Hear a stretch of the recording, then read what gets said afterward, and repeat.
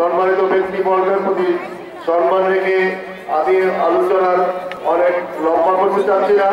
আজকে শুক্রবার, যে কারণে সবাই সময়ের স্বল্পতা কথা চিন্তা করে ব্যবস্থা নিচ্ছে। আমাদের যারা এখানে অনুষ্ঠানের পরিচালনায় আছে তারা বারবারই ঘোষণা করছে আমাদের দ্বিতীয় পর্যায়ে অনুষ্ঠান চলবে, রাতের সঙ্গীতানুষ্ঠান আছে চলবে। আপনাদের সবার আমন্ত্রণ বারবারই জানানো হচ্ছে, আপনারা সেভাবে আপনাদের অবস্থান নেবেন। আমি উপস্থিত সবাইকে, মঞ্চ উপবিষ্ট সকলকে আমার শ্রদ্ধা, উপস্থিত সবাইকে আমি আমার প্রাণ ঢালা অভিনন্দন জানিয়ে আমি আমার বক্তব্য এখানে শেষ করছি। আসসালামু আলাইকুম ওয়া রাহমাতুল্লাহি ওয়া বারাকাতুহু। সরাসরি দেন যে বেটা, সরাসরি দেখতেছে কোনটা এটা চ্যানেল কোনটা? জিরোতে ভিডিও না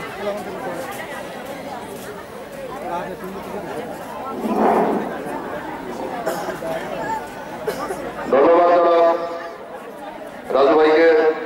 এখন শুভেচ্ছা বক্তব্য রাখার জন্য বিনীতভাবে আহ্বান জানাচ্ছি গাগুটিয়া চালা উচ্চ বিদ্যালয়ের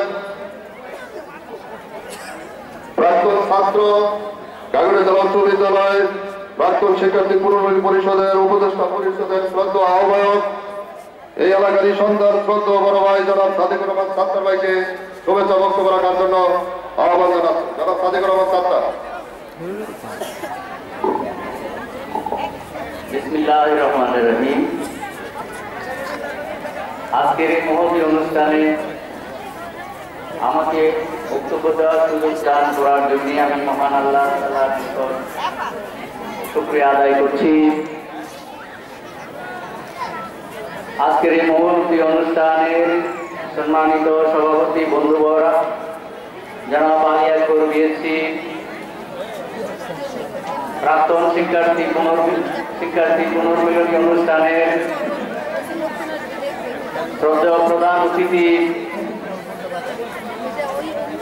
বাংলাদেশের কৃতি সন্তান, আমাদের ঘাগটিয়ার কৃতি সন্তান, বাংলাদেশের বিচার বিভাগের ইতিহাসে যার সুনাম স্বর্ণ অক্ষরে লেখা থাকবে চিরদিন, আমাদের আরেকজন প্রাণপ্রিয় এই এলাকার কৃতি সন্তান,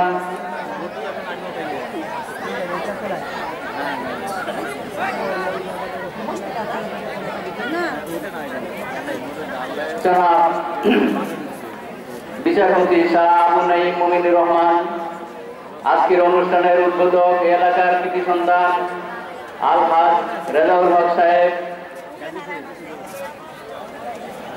বীর মুক্তিযোদ্ধা, আজকের অনুষ্ঠানের বিশেষ অতিথি আমার বড় ভাই শ্রদ্ধেয় জনাব সিদ্দিকুর রহমান, অনেক বড় দেখা যায় মঞ্চে উপবিষ্ট বিশেষ অতিথি আমাদের বন্ধুবর জনাব এম রাজু আহমেদ, আমাদের বন্ধুবর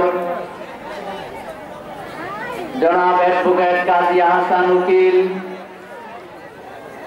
বন্ধুবর জনাব কফিলউদ্দিন আহমেদ, বন্ধুবর জনাব শহীদুল ইসলাম চৌধুরী, বন্ধুবর জনাব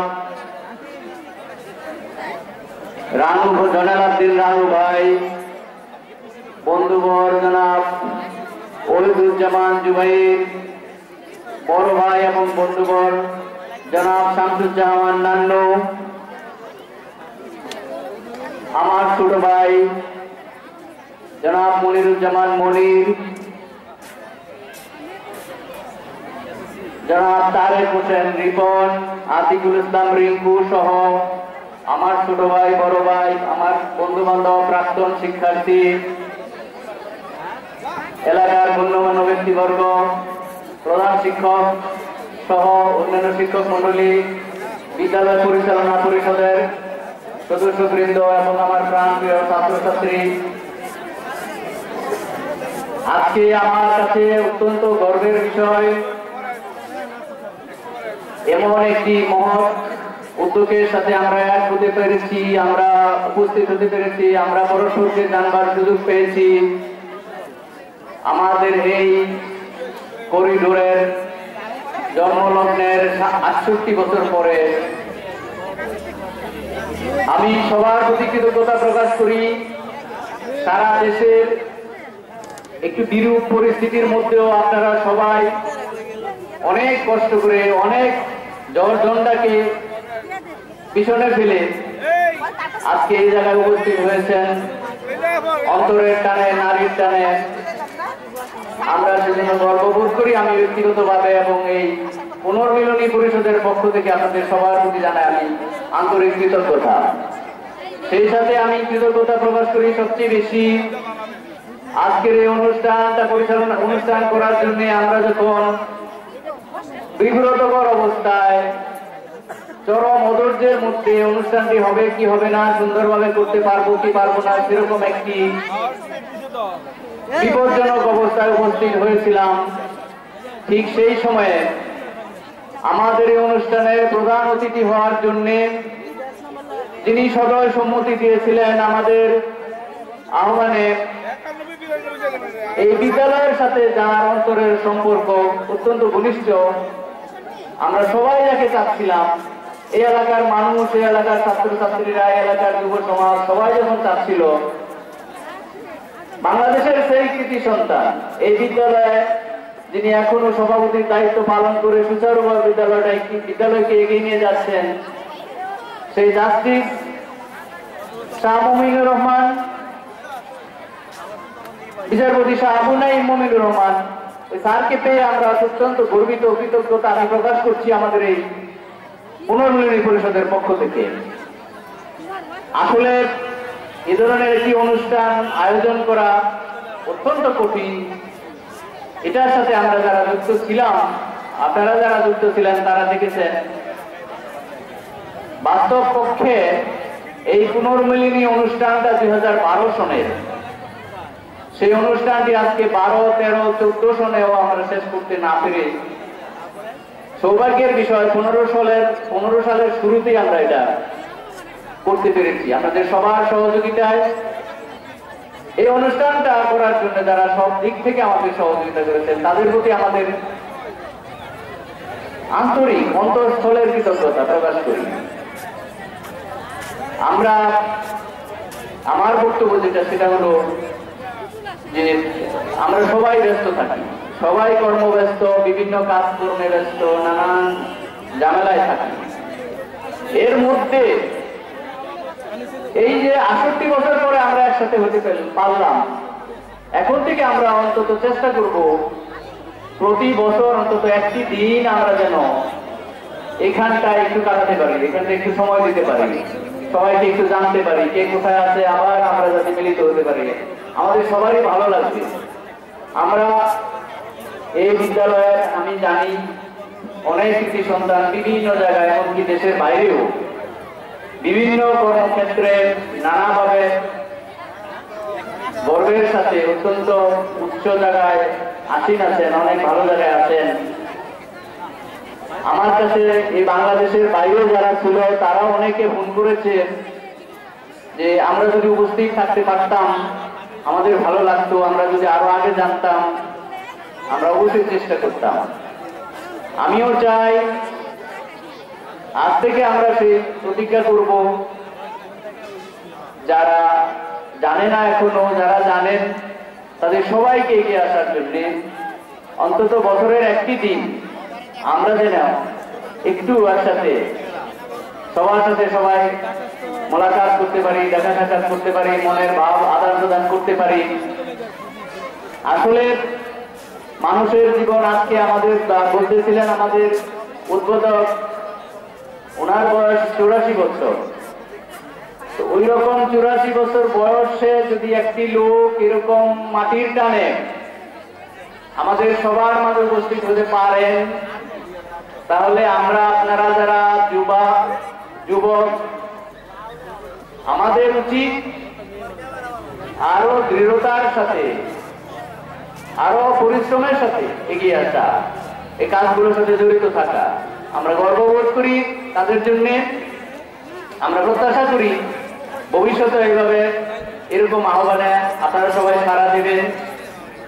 আরেকটা জিনিস আমি বলি, আজকে সারা দিন ব্যাপী আপনাদের জন্য এই অনুষ্ঠানটা হয়তো আমাদের জন্য প্রথম প্রাথমিকভাবে সমাপ্ত হবে। সারাদিন বেশি সন্ধ্যা পর্যন্ত খোলা মনে সবাই আলাপ আলোচনা করার সুযোগ থাকবে আশা করি। কারো যদি বক্তব্য থাকে, বলার থাকে, ভাব প্রকাশ করার সুযোগ থাকে, চেষ্টা থাকে, অবশ্যই আমাদের আয়োজনকারীদের পক্ষ থেকে ব্যবস্থা থাকবে। যে সমস্ত জিনিসপত্র যেগুলো করার দরকার একটা পুনর্মিলনী অনুষ্ঠানে, তার অনেকগুলি হয়তো আমাদের পক্ষে করা সম্ভব হয় নাই। তার কারণ হলো এটা আমি বললাম 68 বছর পরে এই প্রথম। সেই কারণে ভুলভ্রান্তি তাড়াহুড়া অনেক হয়েছে। এটা সবার, এটা দায়িত্ব আমাদের সবাইকে নিতে হবে। প্রথমত নিতে হবে পুনর্মিলনী পরিষদে যারা ছিল তাদের, তারপরে সবাইকে নিতে হবে। কারণ আমরা অনেক লক্ষ্য করেছি, অনেকে অবিশ্বাস ছিল, অনেকের গাফিলতি ছিল, লেখা জমা দেওয়া, ছবি জমা দেওয়া, যোগাযোগ করা, হবে কি হবে না, নানা রকমের এরকম। এই যে আমরা একটা পরিস্থিতির সম্মুখীন হয়েছি, এগুলো আমরা আরো আগে সময় করতে পারলে আরো সুন্দরভাবে করতে পারতাম। আর পুনর্মিলনী অনুষ্ঠানের সবচেয়ে আকর্ষণীয় বিষয় থাকে একটা ম্যাগাজিন তৈরি করা। এটার ক্ষেত্রে আমরা লক্ষ্য করেছি যে লেখাগুলি, ছবিগুলি, রেজিস্ট্রেশনগুলি আপনারা অনেকেই অনেক দেরি করে দিয়েছেন। ভবিষ্যতে আমরা অনুরোধ করবো, আপনাদের করজোড়ে অনুরোধ করবো, এগুলো আরো সঠিক সময় দিবেন। কারণ এটার জন্য অনেক পরিশ্রম করতে হয়, কি অনেক জটিল কাজ। আর আমাদের খুব দ্রুততার সময় এগুলো করতে হয়েছে, সেজন্য হয়তো ভুলভ্রান্তি থাকতে পারে। এবং প্রাথমিকভাবে আমরা যেটা দিলাম, এটা শুধু আপনাদের ভুলভ্রান্তি এখান থেকে ভার করার জন্য। আপনারা দেখবেন, সবাই পড়বেন, এটা আমাদের একটি শিক্ষণীয় বিষয়, আমাদের সবার একটা রেকর্ড, একটা স্মৃতি, সেই হিসাবে বিবেচনা করবেন। এটার ভুলভ্রান্তি আপনারা খুঁজে বের করবেন এবং ভবিষ্যতে পরামর্শ দেবেন। আর এই ম্যাগাজিনটা বের করার জন্য যারা পরিশ্রম করেছেন আমি দেখেছি, তাদের কষ্টের কথা চিন্তা করলে আমার কাছে খুব কষ্ট লাগে। বিশেষ করে আমাদের সদস্য সচিব শাহিনুর আলম সেলিম, যাদের কথা না বললেই নয়, যে পরিশ্রম করেছে, সে পারভেজ, আতিকুল ইসলাম, ইব্রাহিম, বেনিয়ামিন, মনিরুজ্জামান মুনির, এই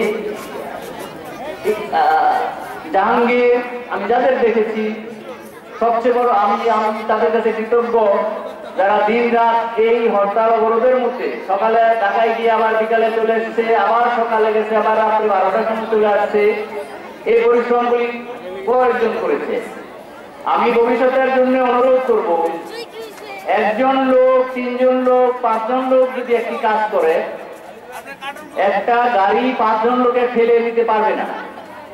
50 জন লোক যদি এটার সাথে যুক্ত হয়, যে কোনো একটা ট্রাক এটাকে উল্টে দেওয়া সম্ভব। আমি ভবিষ্যতের জন্য চিন্তা করবো, সবাই যেন এগিয়ে আসে। যারা যারা বিভিন্ন কমিটিতে ছিলেন তাদের কাছে আবারও আমি অনুরোধ করবো, আপনাদের অনেকের দায়িত্ব ছিল, আপনারা সবাই মিলে যদি আরো আগে আরো সুন্দরভাবে দায়িত্বগুলি পালন করতেন, তাহলে আমি তো বললাম যে একজনের 5 জনের জন্য কষ্টটা সেটা থাকতো না। সবাই মিলে করলে সেটা সবার আগে পড়ে যেত, ফলে জিনিসটা আরো সুন্দর হতো। আজকে এই অনুষ্ঠানে যারা উপস্থিত হয়েছেন, আরো পরে যারা আসবেন, আমি আবারও বলি, রাজ্যের এই বিরূপ পরিস্থিতিতে আজকে সারাদিনের জন্য অনুষ্ঠান, এমনকি সন্ধ্যার পরেও আমাদের অনুষ্ঠান থাকবে। আপনারা সব অনুষ্ঠানগুলো শুনবেন, দেখবেন, সহযোগিতা করবেন। এটা আপনাদের নিজস্ব অনুষ্ঠান। এক্ষেত্রে সবাই আমরা ভলান্টিয়ার হিসেবে কাজ করব। আমাদের আমন্ত্রিত অতিথি যারা আছে তাদের জন্য কোনো সমস্যা সৃষ্টি না হয়, সেগুলো আপনারা খেয়াল করবেন, আপনারা সবাই দেখবেন। ও আমি আরেকটি জিনিস বলতে ভুলে গেছি, এই ম্যাগাজিনটা তৈরি করার জন্য আমাদের আরেকজন বন্ধু, গাজীপুর জেলা জনকল্যাণ সমিতির সাংগঠনিক সম্পাদক, আমাদের কাপাসিয়ারই একটি সন্তান জনাব জাহাঙ্গীর আলম, উনি সারা দিন রাত, উনি সারা রাত্রেও ছিল, এই 3-4 দিনে উনি রাত্রে ঘুমান না, এরকম একটা পরিশ্রম উনি করেছেন। তার সাথে আমরা যুক্ত থেকেছিলাম। আমি এই অনুষ্ঠানের পক্ষ থেকে আজকে তাকে ধন্যবাদ জানাই। সাথে সাথে যারা যারা এই কাজের সাথে যুক্ত ছিলেন তাদের সবাইকে ধন্যবাদ জানাই, কৃতজ্ঞতা জানাই। আর আপনাদের সারাদিন ব্যাপী অনুষ্ঠান দয়া করে শান্তি শৃঙ্খলার সাথে উপভোগ করার জন্য আমি আবারও বিনীত আবেদন রেখে ভবিষ্যতে আরো সুন্দর অনুষ্ঠান পরিচালনা করার জন্য আপনাদের সকলের সহযোগিতা কামনা করে আমার বক্তব্য শেষ করছি। আল্লাহ হাফেজ।